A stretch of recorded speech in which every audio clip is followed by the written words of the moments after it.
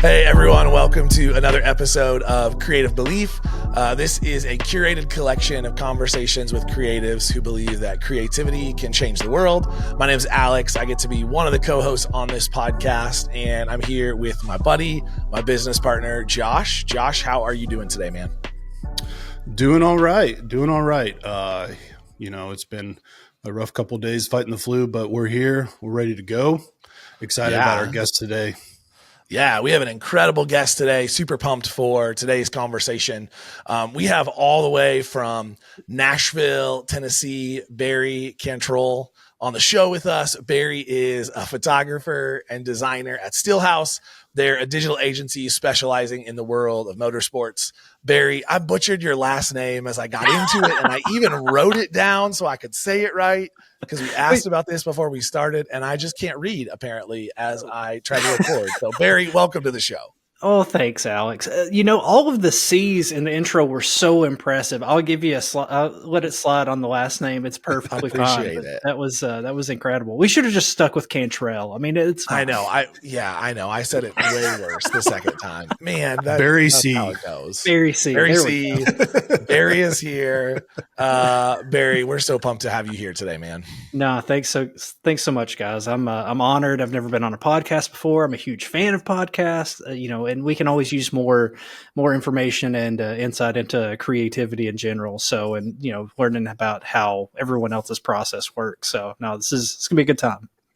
Yeah, I agree. Absolutely.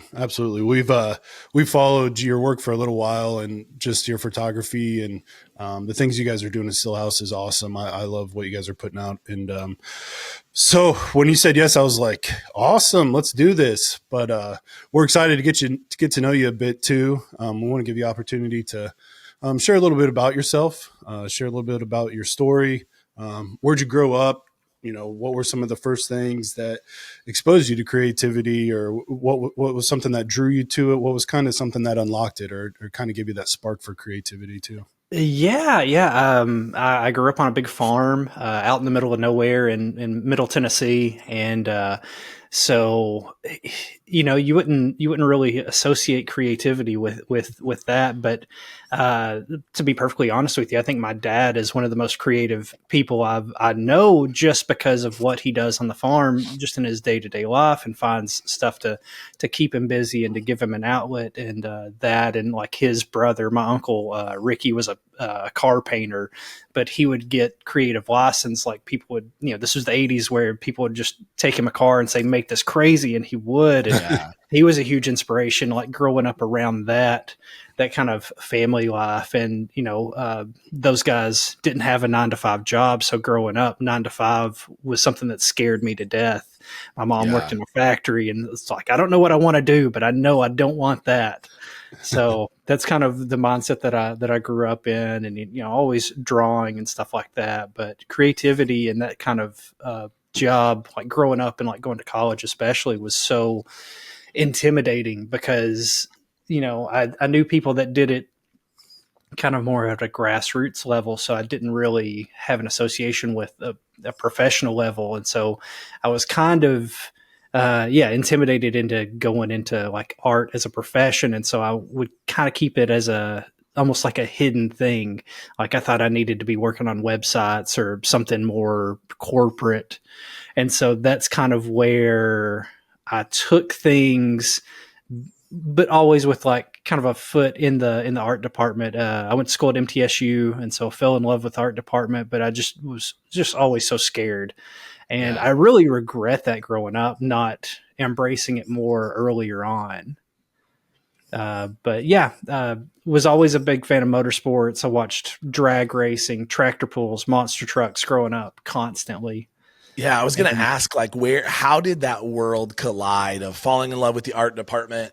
And also, like, when did you first pick up a camera? Was that in school? Because that's always such a fascinating thing as a really amateur photographer. That's always such a fascinating thing for me to, like, hear other people's stories. When did you first, like, experience what a camera could do?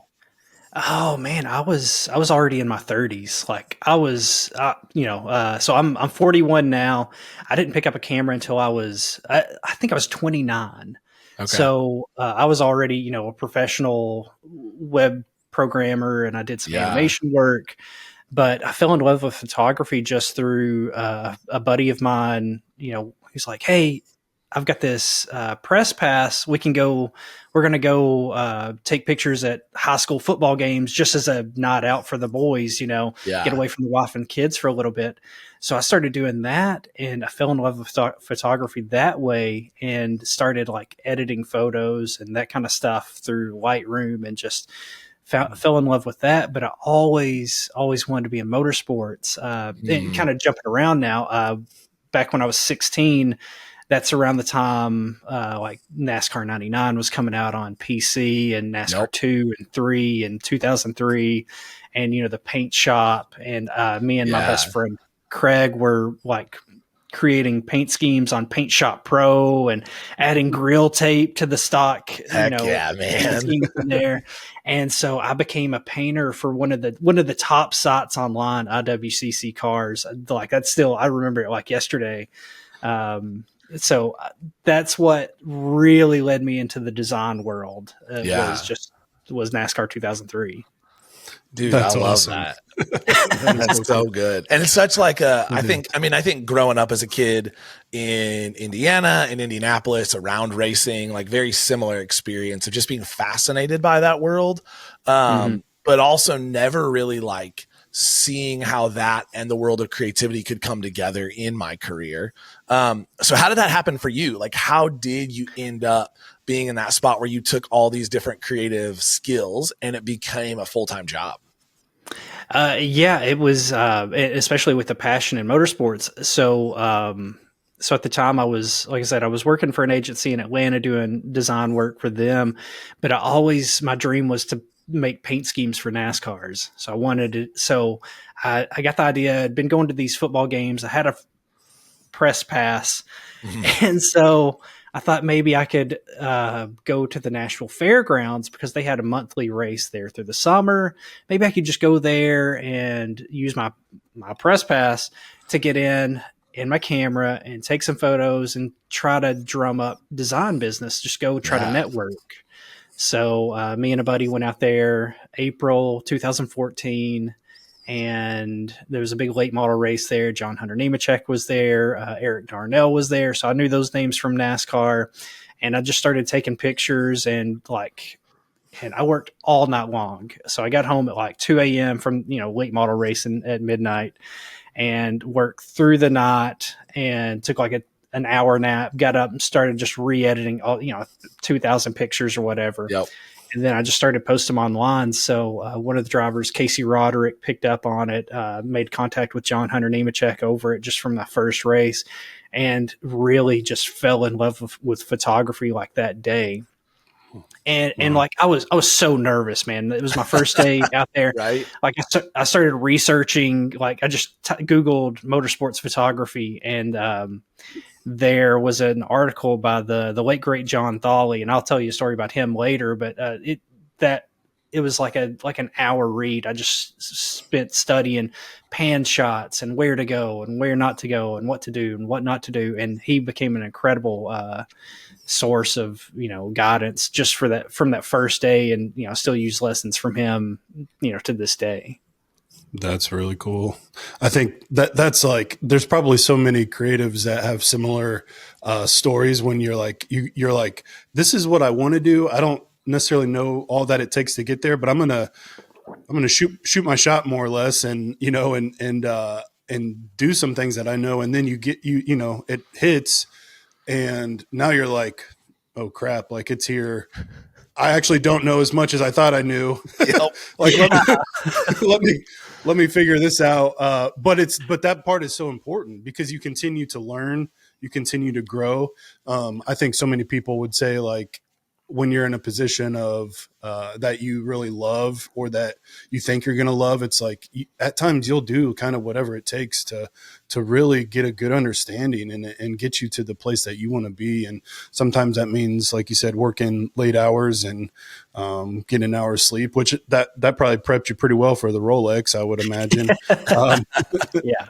Yeah. So, but it's cool. Like I remember just having some of those moments in my, early life of, trying to, honestly, they're still there. There's still times where I'm like shooting my shot, trying to, grab a client or just, showcase my work a little bit. And it's that aspect is fun too, because you're also like creating in a way that, that you love as a creative. Like if those pictures would have never taken off for you, it's like, well, at least I did that and I love the work that I'm doing, and I'm growing my craft. I'm growing my trade in hopes that one day something might, it might lead to a client or a job or a gig or something. So.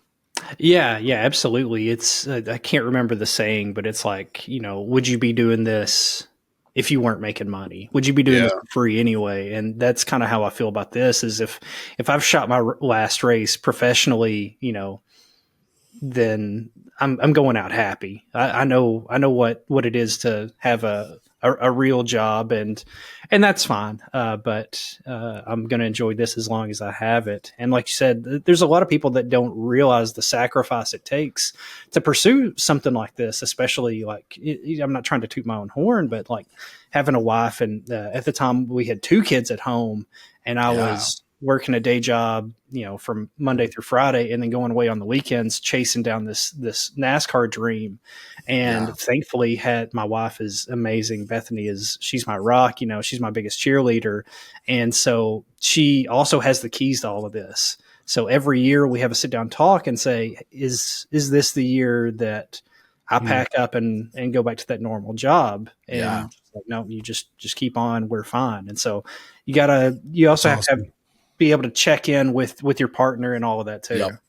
Yeah, that's really there's so much, I think, for us as creatives that we can get wrapped up in our craft that it's sometimes really hard for us to see in ourselves, but also see in the people around us, like the state of our mental health, the state of our house and our family, right? You're like, you're on that high of like, we just had an incredible year, an incredible season, an incredible event.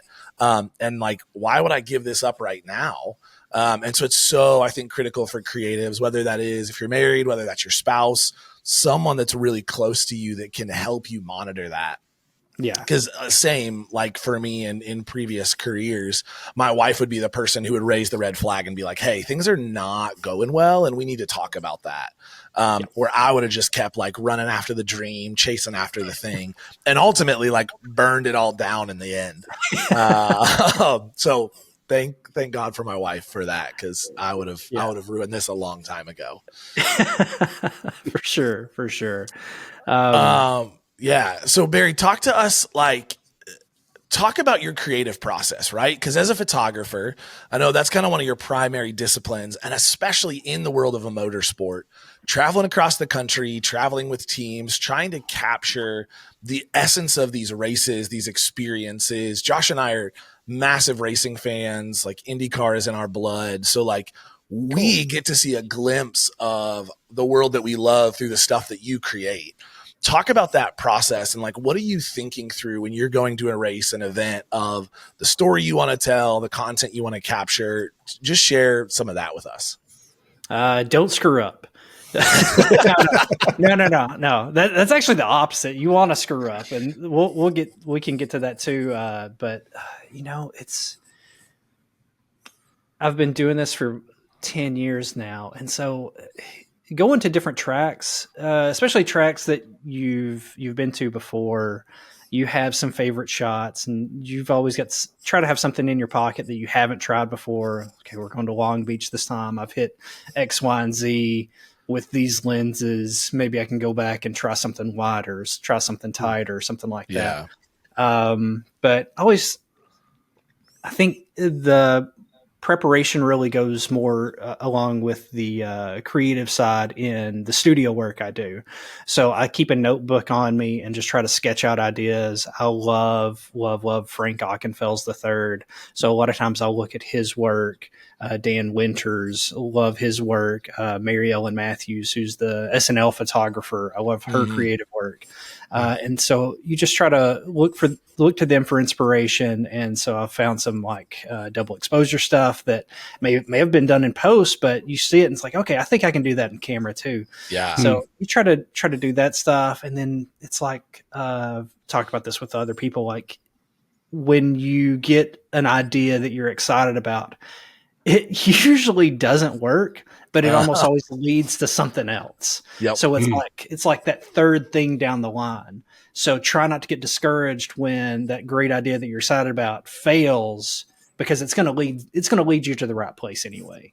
And I try to take that to the racetrack too, where you see this thing happening. The sun looks great in this corner. There's a nice light pocket over there. By the time you get there, it's gone, or you catch a cloud or something. And then you just try to use that area. It's like, okay, well, if that's happening there, maybe this is happening here. Just try to like leave yourself open to, something else happening around you. Yeah, that's good. That's so good. Go ahead. No, I was just saying, I think too, like, it is super interesting, that difference in like the live environment work, right? Like being at the track, and like you were talking about the studio work, having dabbled in a little photography, I feel like studio work is like a whole nother world of photography, the lighting that goes into it, the techniques that go into it. It's such like a unique space to capture photography. Do you enjoy one of those spaces more than the other? At times I do. The studio work it feels a little bit closer to your heart, because whatever happens in there, whatever's good, you get to take all the credit, but whatever's bad, you get to take all the credit. Because like when we go to the track, I didn't put the sun directly up in the sky at noon. Like if it was my choice, the sun would be like over here at 45-degree angles. Yep. But in the studio, I put that light there and I can go move it, or I can tell my subject to move. I can't tell the person to do the racing line. So in the studio, it's like you have all the control, for better or worse. So it's like if I'm feeling, I don't know that I have a preference. It's just, they're just different. Yeah, they're different, and it's more risk and reward. It seems like in the studio, it's the higher the risk, but the higher the reward. Whereas, and I think I was just gonna say too, like you're dealing with talent, right? You're dealing with these professional athletes, these people who they've got a lot going on, right? Like I can imagine a media day, something you're like, there's a busy schedule, and you're trying to like creatively try things. And so there's a lot to risk. And like, I only got 5 minutes or 7 minutes or whatever with this person, maybe not even that long in some cases. And so where do you balance that risk versus reward in those moments to ultimately come out with whatever it is that's going to come out of the camera and going to come out in post when you're done with it? Yeah. And the good thing about that is the talent, for the most part, the people that I've worked with have been super, super kind. And so it's just like, kind of like taking this mentality to the track as well. You try to bank your must-haves right up front. So if I've got 10 minutes with a person, I'm going to use those first 6 minutes to make sure the client's happy, with the hopes that in the last 4 minutes, instead of bailing on me early, they're going to let me do my thing. And so that's where good. You really, and so try to take that to the racetrack if we're on track on Friday, try to go out and bank all the stuff that's going to make the client happy. On Saturday, that's when we go play, and we try to make some stuff that's for you. So yeah, that's really good, man. That's awesome. Yeah, that is awesome. You've shared, I think, so many little nuggets even throughout what you've been saying. And but if there was like some advice that you've received that, I don't know, maybe just some really good advice, or even some advice you feel like you wish you knew then, or you wish you knew now, I can't even say it. You wish you knew then what you know now. Yeah. Something like really that. Getting Josh today. Yeah, it is. So what's some advice I think you'd share with, maybe young creatives or just people in the industry? Yeah, the first one would be something I picked up from Frank Ockenfels, and it's just like go out and make mistakes, embrace the mistakes, because that's where you're learning. That's where your personality is going to show up, is trying like different stuff that you don't know is going to work. Um, uh, so yeah, I would really recommend, like, there's this talk that Frank Ockenfels does with Henry Rollins. It's a 2-hour video. It's on YouTube. Recommend everybody go and watch that. That's great. Another one was a buddy, Lenny Baticki. We were talking about early on, you go to the racetrack. Okay, what are you taking pictures of? The important people. Who's the important people? Everybody's important. Everybody's got a family. Everybody's got friends. Everybody wants to everybody has a story to tell. And so that's where I think that helped me stand apart, especially coming up, is taking pictures of crew guys, or, basically attacking a race weekend as if it were a wedding. If you study wedding photography, you see detail shots of, the plates and the spoons. And it's like, if you're really thinking about it, who cares about a fork? Who cares about a place setting? But somebody does, and it's going to be, something different. So, if you love Dale Earnhardt, if you're just consumed by Dale Earnhardt Jr., somebody like that, you're not really thinking about a pit gun, or, a tire gun, or a crew guy or something. But they all have stories to tell, and they all help tell stories. And so that leads to another thing. Like, when you show up at a racetrack, there's always something going on. So it's my job to go find it. I can't be sitting in a media center waiting for something to happen. So, dude, that's like, I, as someone who shot a lot of weddings, I've often gotten the question of like, why do you take all these detail shots? And it is that, like, there's a story behind all of it, right? There's it triggers a memory and a sense and a reminder. And so for someone at a track, seeing that shot of like a tire gun, that may remind them of the first time they walked through pit lane and watched a pit stop happen live in front of them, right? There is just so much to all of the details, and you're telling the story for these people whose images you're capturing, right? You are kind of becoming the voice. And so we want to respect that. We want to honor their craft, and we want to honor the detail that they put into what they're doing through the creative content that we're capturing. And I love that. One of the things Josh and I talk a ton about, because we both believe that, like, we were all made to be creative. We are all creative. We're all made to, like, create incredible things, whether that's photography, traditional lanes of creativity, or like you're a killer finance bro and you make the world's best spreadsheets that make everything happen for your company. Like, that's creativity. That's problem solving. That's my brother. That's our best friend, Tyler. He always will tell us, like, dude, I'm not creative. And I'm like, Ty, have you seen the spreadsheets that you create? Because they could change the world. Yeah, for sure. We just tell him he needs to cook the books for us, and that is the other thing, is he's our accounting bro, and like, hey, just cook the books on the business, right? Kidding. The IRS, just kidding. The IRS ain't listening to this. I think that's true. You never know, dude. You never know who's listening. Just getting it out there. But what's a creative myth that you feel like needs to be busted? Something that you have heard that's like, I don't think that's quite like true in the world of creativity. That you need a demon. I hate that myth that you need that devil on your shoulder telling you that you're awful, that you suck, that you're not creative. Man, that's good. Mental health, man, because I've gone down this path with quite a few friends, and I think that's a huge myth that you can't prioritize your mental health and creativity. I think that's the worst one.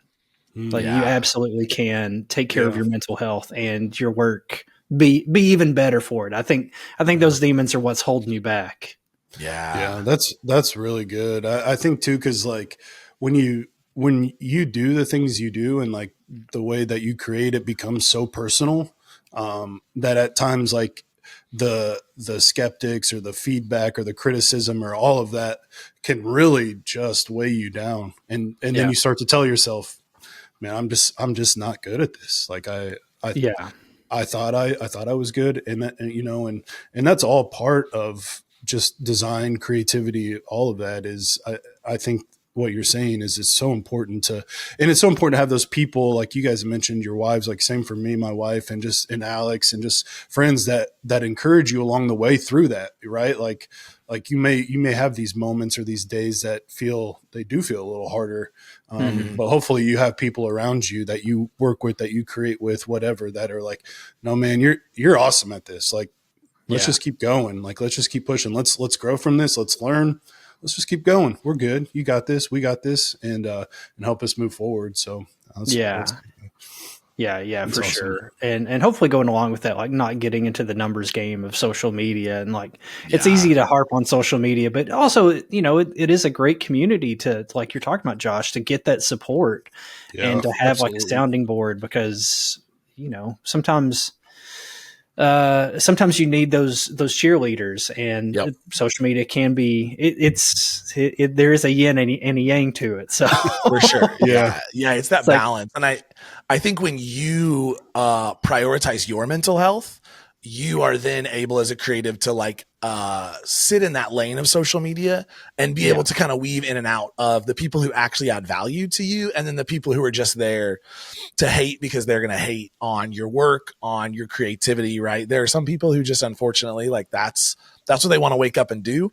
And so when you prioritize your mental health, and your like creative endeavor, then I think you're able to navigate those things way better. And social media becomes an incredible tool to share your work.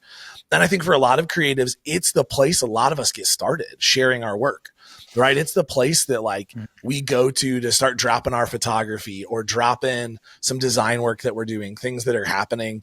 And I know a lot of creatives, like that's led to some of their biggest gigs because they get their stuff out there in that space. And so I was just say, go. Oh, no, if it wasn't for Twitter, I wouldn't be here. But I don't even have a Twitter account now. I don't have an X account, but that's how I got started. That's how I connected. Yeah, absolutely, man. I was going to say that when you were talking about sharing those photos in the very beginning, like there's also just something to getting your creative work out there. Like even if you're not 100% sure about it, I think that's one of the things I'm taking into 2025. I love to write, but I've always been afraid of like, I'm going to write the wrong thing, or I'm going to say something and it's going to be dumb. And people are going to be like, these two sentences don't make sense together. You're probably right, but I am going to go ahead and I'm going to write, and I'm going to share some thoughts and share some things because I've seen the value that it can add, and I've seen the community that it builds. And I think for all of us creatives, like there's value in just getting our work out there and putting our creativity out because you never know who that's going to impact, who that's going to make their day so much better because they saw this photo that you weren't sure about, but man, like it changed their perspective on racing. And now they're like a diehard fan because they saw it from a new angle and a new perspective that as a fan, they may not have had access to. Sure. And I'm really glad you shared that about your writing. I feel the same way about, but I'm with music. So my brother and my buddy Chris, that's what I do kind of as another creative outlet is we record music and we put it out there. And so I'm sure it feels good to you when someone actually comes up and compliments your writing as opposed to your photography. Like when somebody mentions my music to me at the racetrack, that's what blows me away. It's like, oh, that's awesome. I'm really just putting that out there for myself, just where it's like, I want my music on Spotify, just where I have easy access to it. Right. And so if anyone else is listening to it, oh crap, that's awesome. Amazing. Dude, that's so cool. We need to like arrange a listening party at a race that we're all at together. Yeah. Like, let's do it. Yeah, let's do it. We'll see. You'll have to come to the camper at the 500. We'll just gather around the camper. Oh, heck yeah. We can do that. I mean, it's a vibe. It's a vibe when we get to Indy 500 weekend. So, oh my goodness. It's nuts. That's something else. Can't wait. Well, Barry, dude, talk to us. Where do you see the world of creativity, especially in motorsport? Because I think that's such a fascinating combination where teams, the sport itself, like I know as an IndyCar fan and as a NASCAR follower, like the way they're leveraging creativity is really blowing my mind. The way they're pushing in and making that a critical part of how they reach a younger fan base is a huge part of how they're growing those sports. So like, where do you see the world of creativity, especially in the world of motorsport, going in the next couple of years? Yeah, I have to give a ton of credit to IndyCar. They've always been, or not always, but since I've been in the scene of motorsports, like they have been a huge proponent in creativity and giving their photographers creative freedoms and pushing boundaries, like guys like Chris Owens and Joe Skabinski and Sean Gritzmacher, Alex Wong. Those guys were my heroes when I was in NASCAR and really made it appealing, made IndyCar the place to be. So give those guys all the credit in the world, and I'm thankful to call them all friends and peers. But I'm sure everybody's talking about AI. I think AI. I think there's something to it. I love watching AI videos. That stuff blows my mind, and so trying to figure out a way to incorporate the celebrity of our drivers with doing zany stuff in AI videos. I think there's going to be something there. I'm not the one to do it, but like that kind of stuff, deep fake stuff, just as goofy, whatever. Entertainment. I think there's something to that. And I think AI is going to open up a lot of doors for entry level photographers. Because that's what Lightroom was for me. I was always intimidated by Photoshop when it come to editing photos. But the day Lightroom came out with sliders and everything, I spent like 2 or 3 hours just like gone because it was intuitive. And it opened so many doors for me that I think AI is going to do that for a lot of people. And I think, there's going to be people taking photos with iPads at the racetrack, and it's not going to be a faux pas. I think that's coming too. Yeah. I can't wait to see that, right? Like you got that TV broadcast shot, everyone around a driver, and everyone's just got a big iPad up. Yeah. Something like that. It's going to be wild. And dude, I agree. Yeah. Like I think AI is helping a lot of people overcome some barriers and getting into the world of creativity. And then they're realizing like the human element of it all that still exists in creating incredible content, right? That's always going to be like, they're always going to work together. But I think AI is lowering the bar, which is helping people get in and then start creating some even more amazing content. I know as a photographer, like it sped up my culling process tenfold to use some AI tools that help me, especially in the world of weddings, like help me cull through a 4,000, shot wedding in half the time of what I used to do. Like that's crazy efficiency. And it's not as intimidating as a photographer to get in and know that like, I can let that trigger rip and I'm not worried that I have that many photos to go through because I can do it in a lot faster time. So there's so much efficiency, that is blended with the artistry that I love kind of what you said. I'm excited to see how it opens the door for more creatives to get in and start creating. Yeah. I think that's the biggest thing. And I think a lot of people lose sight of like new technology. A lot of people that are like established will kind of hate on new technology because it's not for them. Yeah. But it is for like knocking down those barriers from more people. And it's always good to see more creativity come into the track and new ideas and fresh stuff because we're all just kind of feeding each other. Yeah. Oh, that's awesome, man. That's so good. Yeah, man, Barry, it's been awesome to have you. You've shared so much with us. Thank you, guys. What's on the horizon for you, whether personally or professionally? What are you looking forward to this year? Oh man, just getting the season started. I've got another content day to go shoot tomorrow in Indy, and then I go to Miami for a car club, and then the IndyCar test in Sebring, and then hopefully I'm at home until St. Pete, but nothing too crazy. Hopefully, take a vacation maybe this year. We'll see what happens. But now the family's nice. Yeah. Nothing too crazy. Just enjoying some time with the kids before the IndyCar season kicks off and May gets crazy. Yeah. Man. How about you guys? We haven't talked about y'all. Oh yeah, I appreciate that. Yeah, we're like as a design studio, we're kind of like 2025 has started super fast and it's awesome. So super excited. This is our first full year of running the studio. So I'm also just excited to like build that and have the freedom to travel more. Right. Like as an IndyCar fan, it's always been challenging to travel because of previous careers. So now like I'm planning on going to 4 or 5 races this year. just to be able to go and enjoy that thing. My son is a wild IndyCar fan. Like, Awesome. dude loves racing more than I think he loves me sometimes. And so he's going. Okay, settle down over there. Who's his favorite driver? Oh man, it's a toss up most days, but I would say consistently Scott Dixon. Dixie's been at the top of the list for a long time for him. He got to meet him at a school thing, and that kind of really like set him over the edge.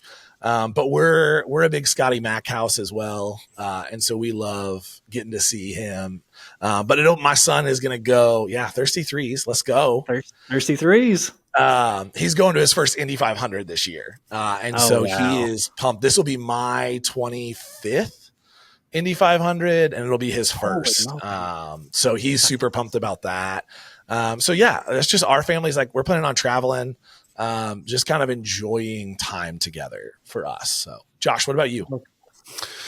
Yeah, we I think are trying to maybe do the opposite in a lot of ways of just slowing down a bit.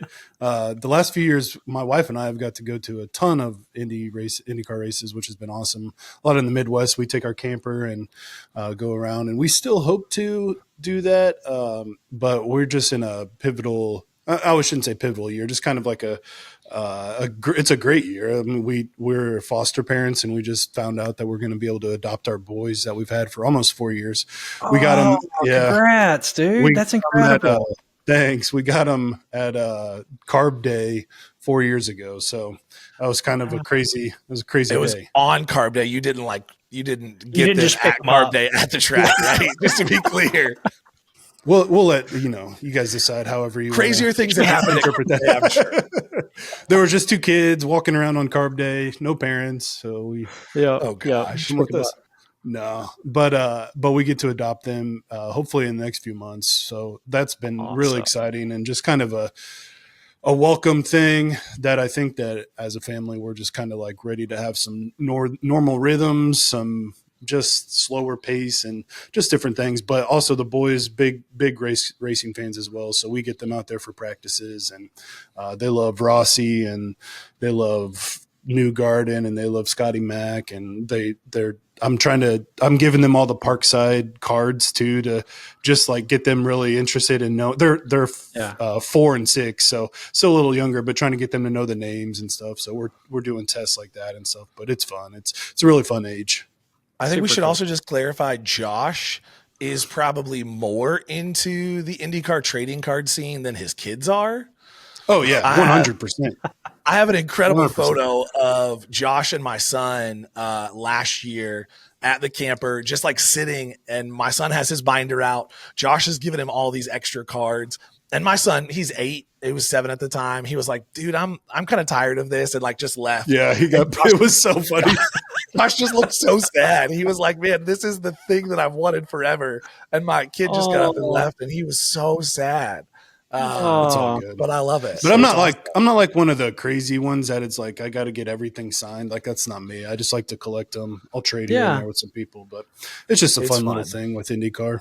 Well, that's cool. We got to get you talking with Jack Harvey. He's a big card collector. Oh yeah, he is. Yeah, he is. That's awesome. Yeah. Well, Barry, dude, this has been awesome. This has been so fun getting to hear your story, like hear your process. I think especially for Josh and I, as guys who do love IndyCar, getting to chat with you and see a little bit more behind the scenes of that. So dude, thanks for being here. Thanks for saying yes, and sharing all this with us. No, thank you guys. Thank you very much. And I hear you guys are talking to Brian pretty soon too. So yeah, we're talking to him here soon. It'll be super fun. If you'll do me a favor when you're introing him, call him Brian Sullivan. Brian Sullivan. Okay. Just drop it nonchalantly in the intro. Like set him up, call him Brian Sullivan. Sweet. I will put that in my notes. I'll say it right this time. I'll pronounce it appropriately. But I got you. We could do that. Amazing. That's awesome. Oh, and we want to thank all of you for joining us on the Creative Belief podcast. We really do hope that this podcast has been a reminder for you that you were made to create, and we want to encourage you, go out, create incredible things that make the world a better place. And if you enjoyed the show, we would love to have you join us on Spotify, Apple Podcasts, YouTube, all those places. Subscribe, rate, do all that stuff. To help us get these episodes out to share with people. You can also follow what our brand design studio is up to. That's at Creator Studio on Instagram, and that's at CRTR Studio. And we will see you on the next episode.